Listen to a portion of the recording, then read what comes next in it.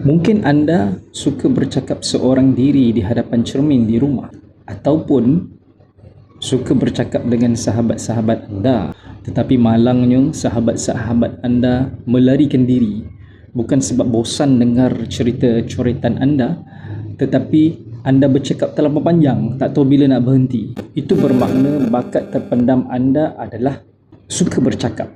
Jadi saya menjemput kepada anda semua untuk bersama-sama dengan saya di dalam podcast, kerana saya sedang mencari bakat baru untuk bergandingan bersama saya di dalam podcast yang kita akan ke udara siaran langsung di platform-platform utama.